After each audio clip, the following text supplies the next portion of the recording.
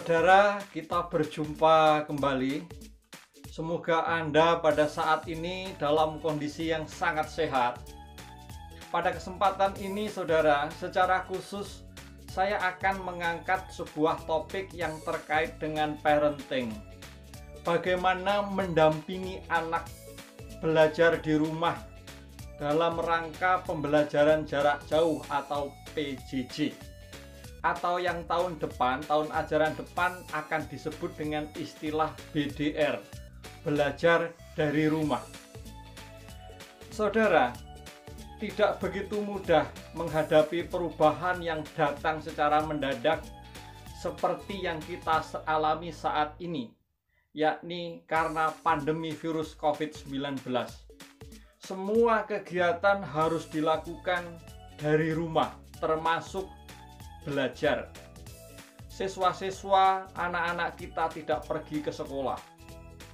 Belum lama ini KPAI merilis sebuah penelitian survei yang mengungkapkan begitu banyak keluhan, kesulitan yang dihadapi oleh orang tua ketika anaknya harus belajar dari rumah.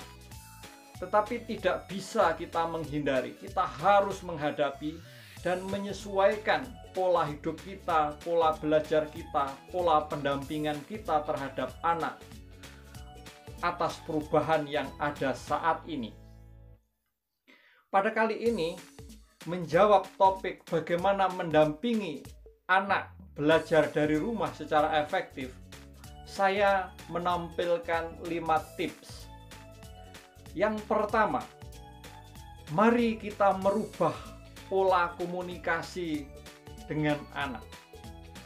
Yang saya maksudkan adalah merubah cara berkomunikasi. Anak tidak suka diperintah, maka marilah kita mengajak dia,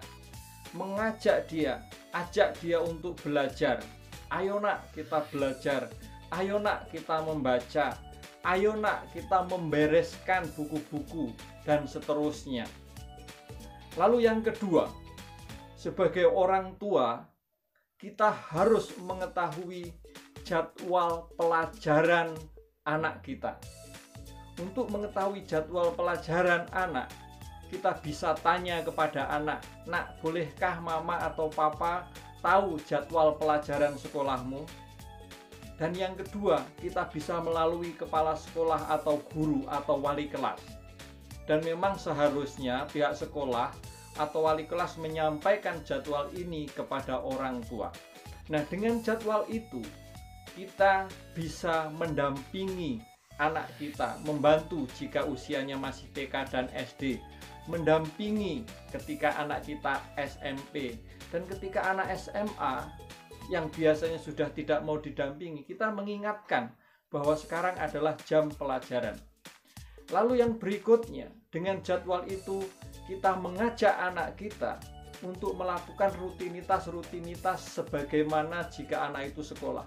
Bangun pagi, sarapan, gosok gigi, lalu berpakaian rapi, dan menyiapkan alat-alat pembelajaran. Lalu yang ketiga, saudara, menjadi asisten guru. Yang saya maksud menjadi asisten guru adalah bahwa yang membantu, seperti tadi saya sebutkan, membantu jika anak kita mengalami kesulitan. Misalkan anak untuk mencari di internet sebuah topik pahlawan Cut Nadiin, itu kisahnya bagaimana, orang tua bisa membantu. Di sini sesungguhnya ketika orang tua membantu anak belajar, akan terjadi yang namanya relasi antara anak dan orang tua itu kualitasnya menjadi lebih baik. Tapi memang di sini dibutuhkan yang namanya kesabaran. Kesabaran, sabar, dan sabar.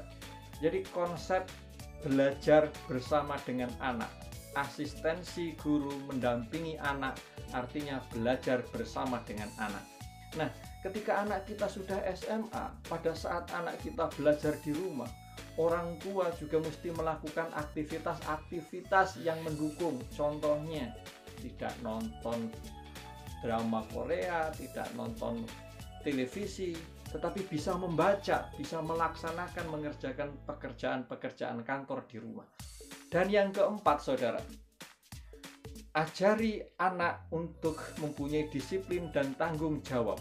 artinya membereskan alat-alat tulisnya secara rapi, menempatkan pada tempatnya, sehingga setelah anak belajar, kondisi menjadi kembali rapi, tidak berantakan.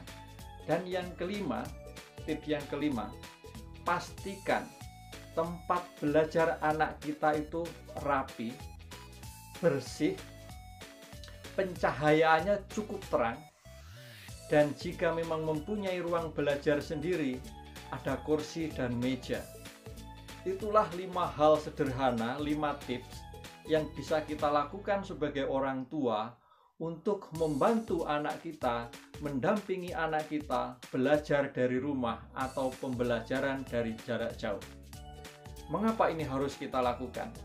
Karena Ki Hajar Dewantara mengatakan, jadikanlah setiap orang guru Anda dan jadikanlah rumah sebagai sekolah Anda.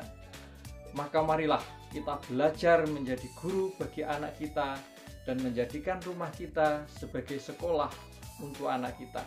Sekolah menimba ilmu pengetahuan, sekolah untuk mengembangkan cinta kasih, sekolah untuk mengembangkan tanggung jawab, sekolah untuk memperdalam kualitas relasi antara anak dengan orang tua. Itu saja yang bisa saya sharingkan.